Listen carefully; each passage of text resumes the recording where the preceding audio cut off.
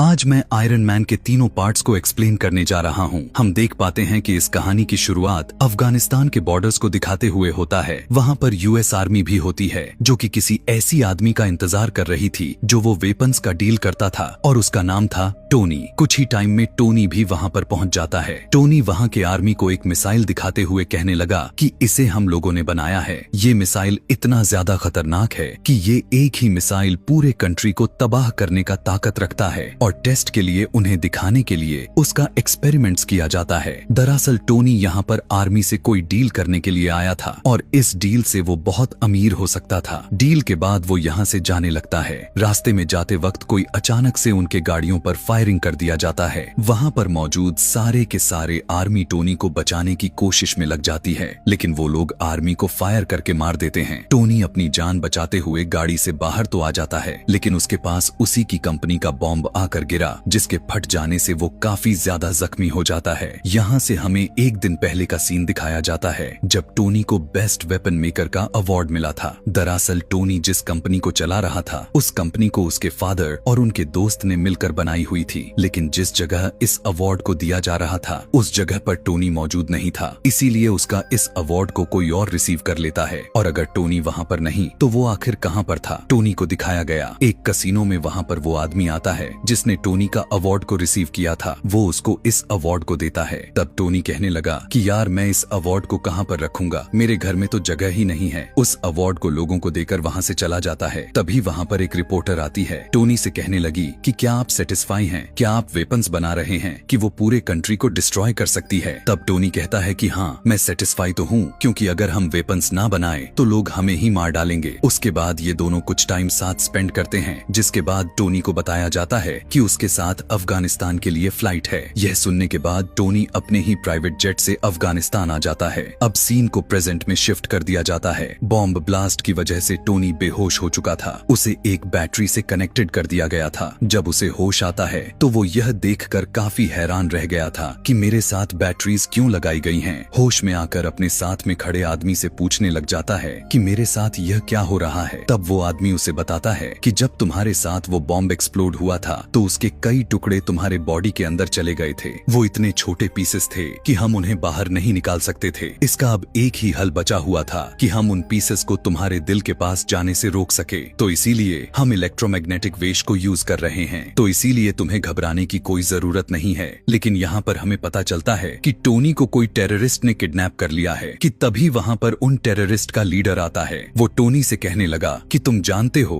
कि मैंने तुम्हें यहाँ पर किडनैप करके क्यों बुलाया है, क्योंकि मुझे तुम्हारा बनाया गया मिसाइल काफी पसंद आ गया है। और जैसा कि तुम्हें अच्छे से पता है कि यूएस आर्मी ने हमारे बॉर्डर पर पहले से कब्जा कर रखा है, तो मैं चाहता हूँ कि तुम सेम मिसाइल हमारे लिए बनाओ और जब तुम मुझे मिसाइल बनाकर दे देते हो तो मैं उन पर अटैक करके तुम्हें यहाँ से आजाद कर दूंगा। लेकिन टोनी इस काम के लिए बिल्कुल भी मना कर देता है। तो टोनी के साथ खड़ा हुआ आदमी कहता है कि नहीं, ऐसा नहीं करो, तुम्हारे पास इसके अलावा और कोई भी रास्ता नहीं बचा हुआ है, क्योंकि ये एक ऐसा इलाका है जहाँ तुम्हारे साथी और तुम्हारे आर्मी भी नहीं ढूंढ सकती। अब देखा जाए तो ये आदमी आखिर था कौन? दरअसल ये भी वेपन्स ही बनाया करता था और उसे भी इन टेररिस्ट ने किडनैप करके यहाँ लाए थे। अब टोनी के साथ दूसरा प्रिजनर दोनों डिसाइड करने लग जाते हैं कि यहाँ से बाहर कैसे निकला जाए। हालांकि यहाँ से बाहर निकल पाना काफी मुश्किल होता जा रहा था, लेकिन फिर भी वो ट्राई करना चाह रहे थे। आदमी टोनी से कहने लग गया कि मुझे अपनी फैमिली के पास जाना है। तो टोनी कहने लगा कि मेरी कोई फैमिली नहीं, बस मेरे पास एक ड्राइवर के साथ एक असिस्टेंट है। यहाँ पर दोनों अब सोचने लग जाते हैं कि हम कोई ऐसा सूट को बनाएंगे जो कि बुलेट प्रूफ हो, ताकि जब हम लोग बाहर निकले और जब वो हम पर शूट करे तो हम पर कोई असर ना हो और हम फौरन से यहाँ से भाग जाए। वो आदमी टोनी को बताता है कि तुम्हारी बॉडी में जो इलेक्ट्रोमैग्नेटिक फेज है उसे वही बैटरी कंट्रोल कर सकती है जो मैं तुम्हारे बॉडी के साथ कनेक्ट किया था। अब उसे ढूंढना होगा ताकि उसको यूजफुल बनाकर हम यहाँ से बाहर जा सके। लेकिन उस सूट के लिए यहाँ पर उन्हें बहुत हाई पावर वाली बैटरी चाहिए थी जो कि उस सूट को रन कर सके। दूसरी तरफ टेररिस्ट लीडर को यही लग रहा था कि शायद ये लोग हमारे लिए मिसाइल को बना रहे हैं, इसीलिए वो उन्हें मटेरियल भी देता रहता है, क्योंकि उसे कहाँ पता था कि मिसाइल बनाने के लिए मटेरियल में क्या क्या यूज होता है। लेकिन जल्द ही जब उस सूट को तैयार कर दिया जाता है तो इस बात की खबर लीडर तक भी पहुंच जाती है। यह जानने के बाद तो उसे बहुत ही ज्यादा गुस्सा आ जाता है और वो आदमी जो टोनी के साथ सूट बनाने में काफी हेल्प करा था उसे काफी इंजर्ड कर देता है। जल्दी से टोनी अपना वो बनाया गया सूट को पहन लेता है और उसमें काम आने वाले सारे सिस्टम को डाउनलोड कर लेता है। उसमें वो पावर भी लेकर आ जाता है और वहाँ पर मौजूद सभी लोगों को मारने लग जाता है और उस केव से बाहर भी निकल गया था, जिसके बाद चुराए गए अपने ही वेपन्स को जलाकर डिस्ट्रॉय कर देता है और अपने सूट में फिट किया गया रॉकेट लॉन्चर से फ्लाई कर जाता है। उड़ते हुए वो एक डेजर्ट में जाकर गिरता है जहाँ पर उसकी टीम उसे ढूंढ भी लेती है और वापस उसी जगह पर लेकर आती है जहाँ पर वो लोग रहा करते थे। वहाँ पर टोनी के फादर के फ्रेंड भी मौजूद थे जिन्होंने टोनी के फादर के साथ मिलकर इस वेपन कंपनी को खोली थी। टोनी कहता है कि मैं लाइव टेलीकास्ट करना चाहता हूँ और मीडिया के सामने प्रेस कॉन्फ्रेंस भी करना चाहता हूँ। यहाँ पर हम देख पाते हैं कि टोनी पूरे मीडिया से बात कर रहा था। वो कहने लगा कि मुझे अफगानिस्तान के लोगों ने किडनैप कर लिया था और उन्होंने मुझसे डिमांड की कि मैं उनको भी ठीक मेरे ही जैसा वेपन्स बना कर दूं। इसलिए मैंने यह सोचा है कि मेरी वेपन्स इतनी प्रॉब्लम्स क्रिएट कर रहे हैं और वो लोग भी मेरे वेपन्स को हासिल करके जंग शुरू करना चाहते हैं, वॉर करना चाहते हैं, और जबकि मैं यह सब नहीं चाहता, इसीलिए मैं अपनी कंपनी को बंद कर रहा हूँ और एटलीस्ट अगर कंपनी बंद भी ना हुआ तो मैं ऐसी वेपन्स कभी नहीं बनाऊंगा। बात को काटते हुए टोनी के फादर का दोस्त कहने लगा, ऐसी बात नहीं है टोनी, बेचारा अभी अभी अपनी जान बचा कर आया है और ये अभी अपने सेंसस में नहीं है, इसीलिए कुछ भी बोल रहा है। टोनी वहाँ से चला जाता है और वो आदमी भी टोनी के पीछे पीछे उसके पास चला जाता है। वो टोनी से पूछने लग जाता है कि आखिर तुम्हारे साथ हुआ क्या था, आखिर तुम अफगानिस्तान से कैसे बच निकले और तुम्हें उन लोगों ने क्यों किडनैप किया हुआ था। तब टोनी उसे सारी बात बता देता है और यह भी बताता है कि मैंने अपने एक आयरन सूट बनाया हुआ था जिसकी मदद से मैं बाहर निकल सका, क्या तुम भी देखना चाहोगे। तब वो आदमी भी कहने लगा कि हाँ क्यों नहीं। तब टोनी अपनी शर्ट को खोलकर अपने चेस्ट को दिखाता है, यानी उस आयरन सूट का कुछ हिस्सा। वो आदमी उसे देखकर कहने लगा कि ये तो लाजवाब है, हमें इस पर और भी काम करना चाहिए और इसे पूरी दुनिया के सामने लाना चाहिए, हम इससे काफी अमीर हो सकते हैं। लेकिन यहाँ पर टोनी उसकी बात को टालते हुए अपने असिस्टेंट के पास चला जाता है। वो उससे कहने लगा कि मेरी चेस्ट में जो टूल लगा हुआ है मैंने इससे भी ज्यादा एडवांस टूल को बना लिया है, तो प्लीज इसे निकाल कर उसे लगा दो। तब वो लड़की टोनी से पूछने लग जाती है कि आखिर ये क्या करता है। तो टोनी कहने लगा कि मेरे बॉडी में कुछ मेटल के पीसेस फंस चुके हैं और ये उन्हें मेरे दिल तक जाने से रोकता है और मेरी बॉडी में ज्यादा पावर और एनर्जी बनाता है। दूसरी तरफ अफगानिस्तानी टेररिस्ट को उसके बनाए गए सूट के कुछ पार्ट्स मिल जाते हैं जिसे वो लोग जोड़कर पता लगा लेते हैं कि असल में ये चीज क्या है। इधर टोनी भी एक नया शूट पहले से एडवांस बनाने की कोशिश कर रहा था। उसमें उसने और भी ज्यादा रॉकेट लॉन्चर्स लगा रखे थे जो उसे हवा में उड़ते हुए टीके रहने में काफी हेल्प मिलने वाली थी। अब वो अपने ड्रेस में लगाए गए सिस्टम को ऑर्डर देते हुए कहने लगा कि मुझे और ऊपर उड़ाओ, लेकिन जब वो काफी ज्यादा ऊपर तक चला जाता है तो उसका ड्रेस फ्रिज होने लग जाता है क्योंकि वो स्पेस में चला गया था। जम जाने की वजह से उसके सिस्टम में एरर आ जाता है और वो नीचे गिरने लग जाता है। लेकिन जैसे ही वो जमीन से टकराने ही वाला था तो अचानक से उसका सिस्टम चालू हो जाता है और उसका शूट काम करने लग जाता है क्योंकि अब उसके सूट से बर्फ मेल्ट हो रही थी और वो दोबारा से उड़ जाता है। फिर घर आने के बाद वो अपने उस ड्रेस में कुछ चेंजेस करने लग जाता है ताकि ज्यादा ऊंचाई पर जाने से वो ड्रेस ना जमे, और उसके टेबल पर उसके सेक्रेटरी ने उसके पुराने टूल पर कुछ लिख कर रखा हुआ था जिसे देखकर वो काफी खुश हो जाता है। शाम को दिखाया गया कि टोनी एक पार्टी में जाता है जहाँ पर उसकी सेक्रेटरी भी मौजूद थी। वो दोनों साथ टाइम स्पेंड करते हैं, डांस करते हुए काफी एंजॉय करते हैं कि तभी उसके पास वही रिपोर्टर आ जाती है जिसने उससे कुछ पूछे हुए थे। वो कहने लगती है कि जो मिसाइल को तुमने अफगानिस्तान में दिखाया उस जैसे कई मिसाइल अब अफगानिस्तान खुद बना रहा है और मुझे नहीं लगता कि ये तुम्हारी परमिशन से हो रहा है कि तुमने उन्हें ऐसा कुछ करने को कहा है। तब टोनी एकदम शॉक में आ जाता है और उसे लगता है कि हो ना हो ये काम उसी आदमी का हो सकता है जो कि उसके फादर का दोस्त था, यानी उस कंपनी का शेयर पार्टनर। टोनी सीधा उसके पास जाता है और उससे पूछने लगा कि क्या सच में तुमने मिसाइल को वहां पर भेजा है। तो वो कहता है कि हाँ मुझे ऐसा करना पड़ा। तो टोनी कहता है कि क्या तुम्हें पता भी है कि वहां पर जो टेररिस्ट हैं वो लोगों को कितना मार रहे हैं और तुमने उन्हीं टेररिस्ट की मदद की। हमारी कंपनी ऐसी गिरी हुई हरकत नहीं करती, लेकिन वो उसकी एक भी नहीं सुनता। फिर टोनी अपने घर आ जाता है और खुद ही कुछ करने का ट्राई करता है। यहाँ पर टोनी अपने ड्रेस को बहुत ही एडवांस बना लेता है। उसमें उसने हर तरह के टेक्नोलॉजी को यूज कर दी थी, जो कि फायर भी कर सकती थी और छोटे छोटे रॉकेट्स भी शूट कर सकती थी। तैयार हो जाने के बाद टोनी फौरन से अफगानिस्तान पहुंच जाता है। वहां पर जाकर वो सारे आदमियों से लड़ने लग जाता है, इवन उन टेररिस्ट के लीडर से भी, और फिर अपने ड्रेस से एक छोटा सा रॉकेट को छोड़ता है, जिससे वो जगह डिस्ट्रॉय हो जाती है। वहां के एयरफोर्स को भी पता चल जाता है कि यहाँ पर कोई एक्सप्लोजन हुआ है, लेकिन वो आयरन मैन को ढूंढ ही नहीं पाते। फिर टोनी अपने उस दोस्त को कॉल लगाता है जो उसे अवार्ड को देने के लिए कसीनो में आया हुआ था। वो अपने दोस्त से कहने लगा कि मैं हूँ जिसने ये सारा ब्लास्ट किया है, तो प्लीज तुम इस मैटर का ख्याल रख लेना। फिर जब उससे पूछा जाता है कि ये अटैक किसने की है, तो वो कहने लगा कि हो सकता है कि ये कई दुश्मनों ने मिलकर अटैक किया हो, यानी वो ये बात टोनी पर नहीं आने देता। और जब टोनी के फादर का दोस्त यह बात सुनता है तो उसे बड़ी हैरानी होने लग जाती है कि ऐसे अटैक करके आखिर कौन गायब हो सकता है। तो वो फौरन अफगानिस्तान चला जाता है और वहाँ के टेररिस्ट से बात करता है। तो वो टेररिस्ट कहते हैं कि हम जान चुके हैं कि ये काम किसका है, लेकिन हम तब तक खामोश हैं जब तक हम पूरी बात का पता नहीं लगा लेते। सूट के अंदर छुपा हुआ इंसान कोई और नहीं बल्कि ये आयरन मैन ही है, क्योंकि डेजर्ट से उसके शूट के कुछ पार्ट्स मिले हैं। वो टेररिस्ट उस आदमी से कहने लगते हैं कि अगर तुम हम लोगों को पैसे देते हो तो मैं सूट का डिजाइन तुम्हें बता सकता हूँ। लेकिन टोनी का फादर का दोस्त ऐसा नहीं करता, बल्कि वो उन लोगों को डरा धमका कर उस ड्रेस को अपने साथ लेकर आता है। टोनी को पता चल जाता है कि उसका पुराना ड्रेस को किसी ने चुरा लिया है। वो फौरन से अपने सेक्रेटरी के पास जाता है और उसे कहता है कि चाहे कैसे भी करके मुझे उसको रोकना होगा कि कहीं ये सारी इंफॉर्मेशन लीक ना हो जाए और वो मेरा नाम, मेरा आइडेंटिटी को यूज करके हर जगह तबाही फैलाए। अब टोनी की सेक्रेटरी उस आदमी के ऑफिस जाती है, यानी वही आदमी जो टोनी के फादर का दोस्त है। वो सारी इंफॉर्मेशन उसके कंप्यूटर से कॉपी करने लग जाती है और साथ ही साथ उसे यह भी पता चल जाता है कि ये यही वो आदमी था जिसने टोनी को किडनैप करवाया हुआ था उन टेररिस्ट से, क्योंकि ये नहीं चाहता था कि टोनी का इस कंपनी में जरा सा भी शेयर हो। यह जानने के बाद तो वो काफी हैरान हो जाती है और वो वहाँ से वो जाने ही वाली थी कि तभी वहाँ पर वही आदमी आ जाता है जिसके कंप्यूटर से वो डेटा चुरा रही थी, लेकिन वो उस बातों में लगाकर वहाँ से चली जाती है। अब वो आदमी इतना कि इनोसेंट भी नहीं था। उसे पता चल जाता है कि ये लड़की मेरे कंप्यूटर से सारे के सारे डेटा को चुरा गई है। जब वो लेडी सारे इंफॉर्मेशन को लेकर वहाँ से निकल रही थी तो उसके पास एक आदमी आकर उसे कहने लगा कि आप तो टोनी को जानती हैं ना, क्या आप टोनी से मेरा इंटरव्यू करवा देंगी? मुझे उससे कुछ सवाल जवाब करने हैं। वहीं दूसरी तरफ टोनी के फादर के फ्रेंड को भी कुछ अजीब जैसा फील हो रहा था, क्योंकि वो जानता था कि टोनी अब कितना पावरफुल है। उसे पता चल चुका था कि इस सारे गेम के पीछे मेरा ही हाथ है। वो साइंटिस्ट को ऑर्डर दिया था उसी तरह के टूल को बनाने के लिए जो टोनी के चेस्ट में फीड किया गया था। लेकिन हैरानी वाली बात तो यह था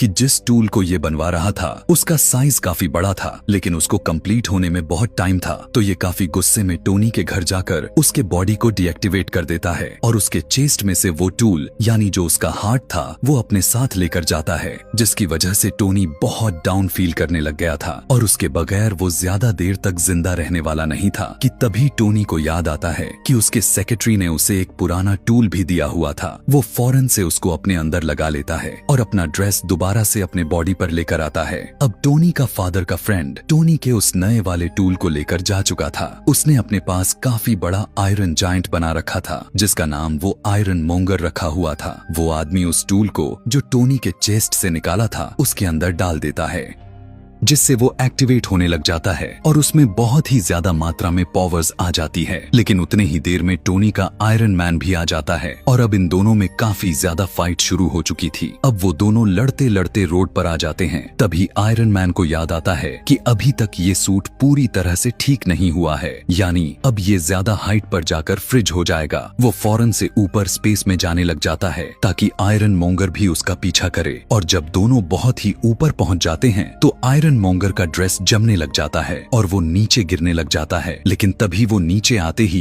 वो दोबारा से एक्टिवेट हो जाता है और वो आयरन मैन पर अटैक करने लग जाता है। दोनों लड़ते लड़ते उसी लैब के ऊपर चले जाते हैं जहां पर वो बड़ा सा टूल को बनाया जा रहा था, जिस टूल को उस आदमी के साइंटिस्ट बना रहे थे जो टोनी के फादर का फ्रेंड था। आयरन मैन अपने सेक्रेटरी को फौरन से कहने लगा कि तुम इस टूल को एक्टिवेट कर दो, मैं यहाँ से फौरन से भाग जाऊंगा और इसका सारा का सारा इफेक्ट आयरन मोंगर पर चला जाएगा। क्योंकि उसे नहीं पता होगा कि टूल्स को स्टार्ट कर दिया गया है। लेडी भी उसकी बात मानकर ऐसा ही करती है। उस टूल के अंदर से काफी ज्यादा वेव्स निकलती हैं, जो कि आकर आयरन मॉन्गर में लगता है, जिसकी वजह से आयरन मॉन्गर वहीं पर मारा जाता है। अब अगले दिन हम देखते हैं कि टोनी की प्रेस कॉन्फ्रेंस होती है और सारे के सारे उससे क्वेश्चन कर रहे होते हैं कि क्या आप ही हो आयरन मैन। तो उसके पास एक आदमी आकर कहता है कि नहीं, आपने ये नहीं कहना, आपको बस ये कहना है कि उसमें आपका बॉडीगार्ड था और उन दोनों में अपने कुछ पर्सनल इशू की वजह से लड़ाई हो रही थी और आपके फादर के फ्रेंड भी एक नेचुरली डेथ मरे थे। टोनी भी उसकी स्क्रिप्ट को उठाकर मीडिया के लोगों के पास चला जाता है। तभी उसका दोस्त उसके कान में कहता है कि जो भी बात सच है वही बोलिए। तब आयरन मैन सबके सामने बोल देता है, आई एम आयरन मैन, यानी सबको अब पता चल चुका था कि असली आयरन मैन कोई और नहीं बल्कि टोनी ही है। और इसी के साथ आयरन मैन पार्ट 1 यहाँ पर खत्म हो जाती है। आगे अब मैं एक्सप्लेन करने वाला हूँ आयरन मैन का पार्ट 2। अब जहाँ पर पार्ट 1 को एंड किया गया था, वहीं से पार्ट 2 को भी स्टार्ट किया जाता है। वही न्यूज में टोनी की वही आयरन मैन है। दरअसल इस न्यूज को एक आदमी देख रहा था जिसका नाम इवान था। यह न्यूज देखते ही इवान के फादर की डेथ हो जाती है। तब इवान कहता है कि मैं अब आयरन मैन से बदला जरूर लूंगा। तो वो भी एक छोटा सा टूल तैयार करता है जिससे वो अपना ड्रेस बनाने वाला था, क्योंकि वो आयरन मैन से फाइट करने का सोच रहा था। अब कई दिनों के बाद इवान का ड्रेस भी तैयार हो जाता है। जिस ड्रेस का नाम वो व्हिप्लैश रखा था, उसमें यह पावर थी कि वो किसी भी मेटल को बहुत ही आसानी से काट सकता था। फिर हम देख पाते हैं कि 6 महीने गुजर जाते हैं और टोनी कुछ लोगों से स्पीच कर रहा होता है। उसने अपना वही ड्रेस पहना हुआ था। यहाँ वो बताता है कि मेरे फादर का ड्रीम था कि वो एक सिटी बनाए जिसमें एडवांस बिल्डिंग्स हों और काफी अच्छी टेक्नोलॉजी हो, लेकिन वो तो अपना इस ड्रीम को पूरा नहीं कर पाए। इसीलिए अब मैं उनका यह ड्रीम पूरा करूंगा। और वो अपना ड्रेस सबको दिखाता है कि ये ड्रेस मेरी हेल्प करेगा। टोनी यह सब बातें करके निकल ही रहा था कि तभी उसके पास कुछ लोग आकर कहने लगते हैं कि आपसे कुछ लोग कुछ बातें पूछना चाहते हैं। वो सब लोग आपसे यह चाहते हैं कि आप सुबह कोर्ट में आए। दरअसल वो आपसे आपके ड्रेस में कुछ इन्वेस्टिगेशन करना चाहते हैं। जब टोनी कोर्ट जाता है तो उसे पता चलता है कि वहाँ पर तो आर्मी है। कोर्ट के सेनेटर उससे कह रहे थे कि सूट को तुमने काफी अच्छा बनाई है, लेकिन इतनी ज्यादा पावरफुल और खतरनाक चीज तुम्हारे पास नहीं होनी चाहिए। ये आर्मी को दे दो, क्योंकि वो अपने सोल्जर को काफी अच्छी ट्रेनिंग करवा सकती है। तब टोनी कहता है कि नहीं, ये ड्रेस मैंने बनाया है, मेहनत मेरी लगी है, मैंने उस पर कई एक्सपेरिमेंट्स किए हैं और मुझे ही उसको यूज करना आता है। वो मेरा ड्रेस है और मैं ही आयरन मैन हूँ और मेरे जैसा कोई आयरन मैन नहीं बन सकता मेरे अलावा। वहाँ पर टोनी का एक और दोस्त होता है जो कि वो भी आर्मी की तरफ से बात करता है। वो कहता है कि मुझे यह कहना पड़ रहा है कि ये ड्रेस काफी डेंजरस है और ये आर्मी के पास होना चाहिए, लेकिन यहाँ पर फिर भी टोनी उसकी बात नहीं मानता। फिर वहाँ पर एक वेपन एक्सपर्ट भी आता है जो कि वो भी उसी तरह के सेम बात बोलता है, लेकिन टोनी ये कहता है कि मैं तुम लोगों में से किसी की बात नहीं सुनने वाला।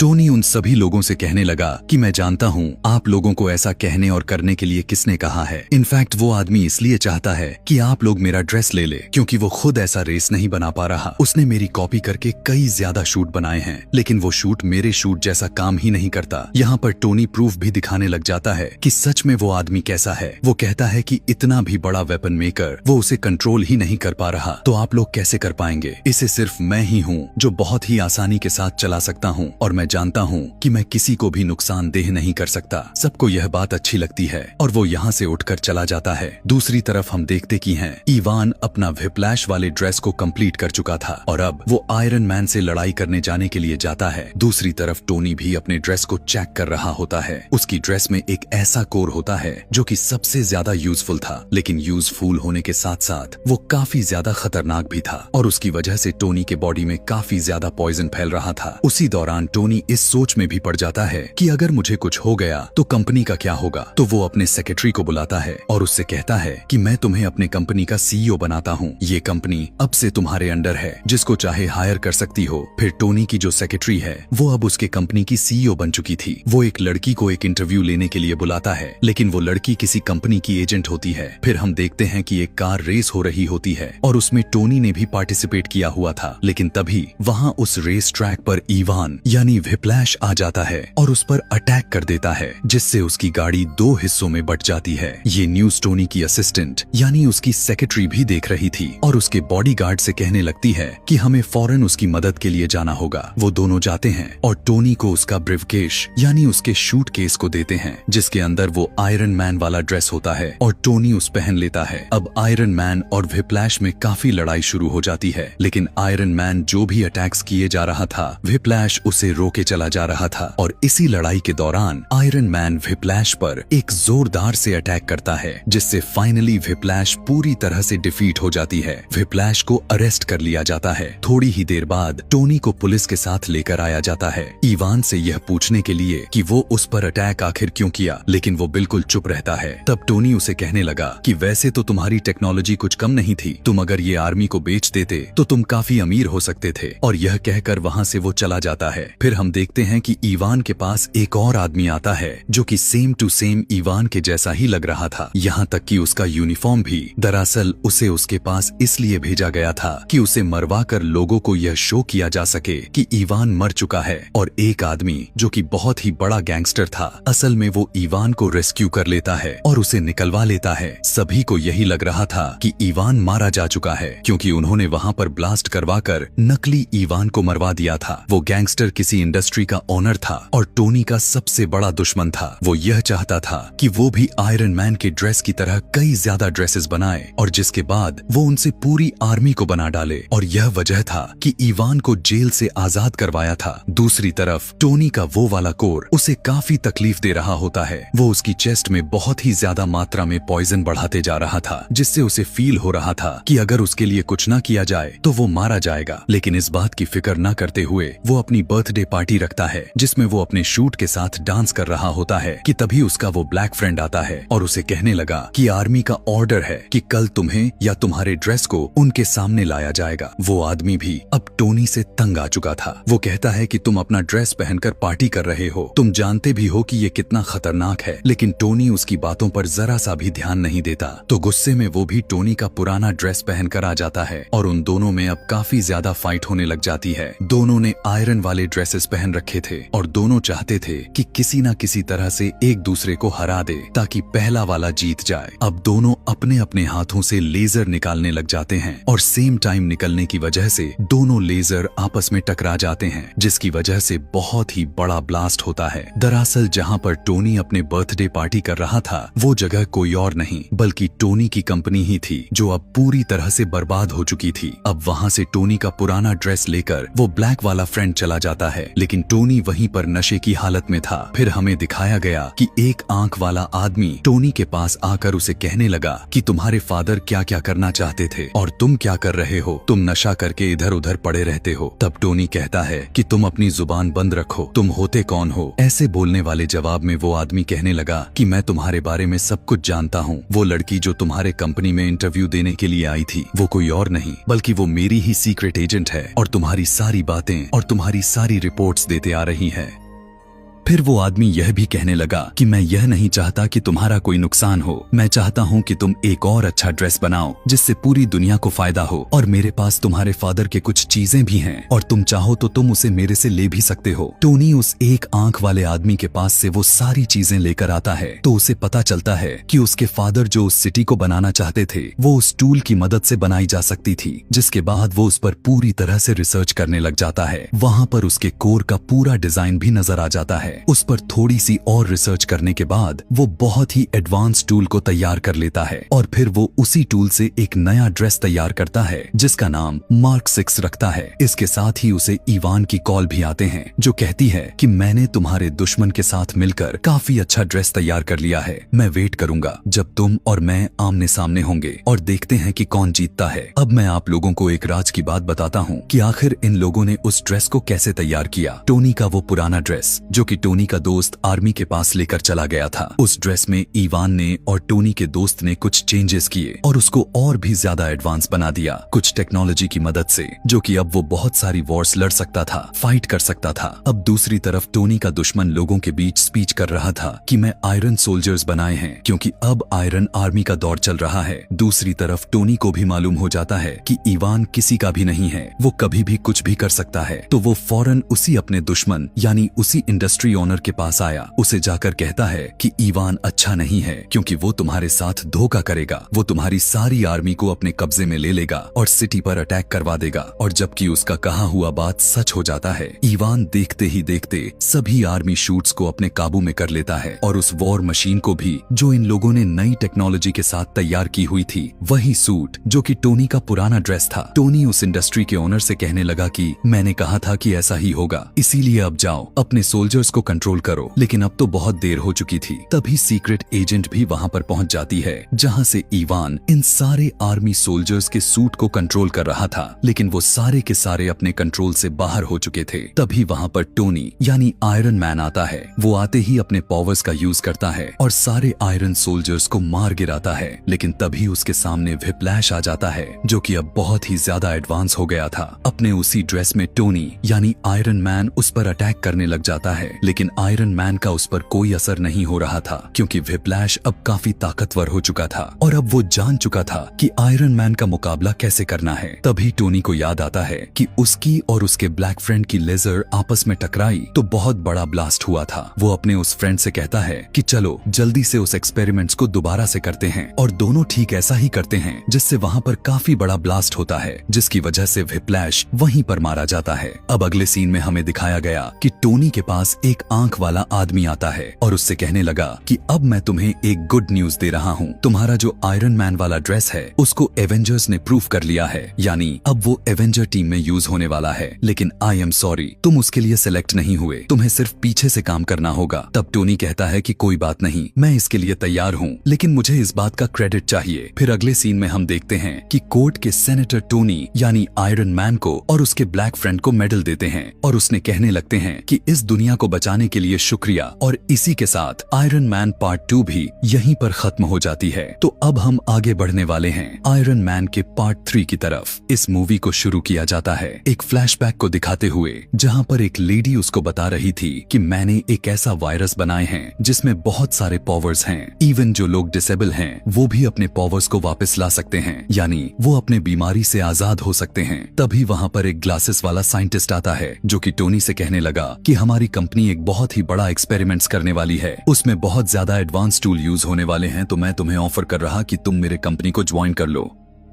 दरअसल वो टोनी से काफी इम्प्रेस हो चुका था, लेकिन टोनी उसकी ऑफर को इग्नोर करते हुए रिजेक्ट कर देता है और वहां से चला जाता है। हम देखते हैं कि टोनी को एक मेंटल इशू हो गया था। वजह यह था कि वो जब आयरन आर्मी ने जब पूरे सिटी पर अटैक किए हुए थे और टोनी उन्हें शुरू में बचा नहीं पा रहा था, उसे वो फ्लैशबैक बार बार आते रहते थे और इसी को लेकर वो काफी उदास और बुरा फील किए जा रहा था। लेकिन उसका ब्लैक दोस्त उसे हौसला देता है। आयरन मैन सोचता है कि अगर उन लोगों ने दोबारा से अटैक कर दिया तो मैं क्या करूंगा, इसीलिए वो आयरन मैन की पूरी टीम बना देता है और वो उस टीम का नाम आयरन लेजेंड रखता है। अब हमें अचानक से पता चलता है कि पूरी दुनिया में दोबारा से अटैक हो रही है और ये काम कोई और नहीं बल्कि एक मैंड्रिन नाम का एक आदमी करवा रहा था। टोनी यानी आयरन मैन का एक आदमी उसकी कंट्री में था जो कि उन अटैक की वजह से काफी ज्यादा जख्मी हो चुका था, जबकि टोनी उसे बहुत प्यार भी करता था, इसीलिए उसे बहुत ही ज्यादा गुस्सा आ जाता है। तब वो प्रेस कॉन्फ्रेंस करता है कि अगर ये अटैक्स को ना रोका गया तो मैं उस मैंड्रिन का बहुत ही बुरा हाल करने वाला हूँ। लेकिन उसकी धमकी से मैंड्रिन को काफी गुस्सा आ गया। वो सीधा टोनी के घर पर ही अटैक करवा देता है, जिससे टोनी यानी आयरन मैन का घर बुरी तरह से तबाह हो जाती है।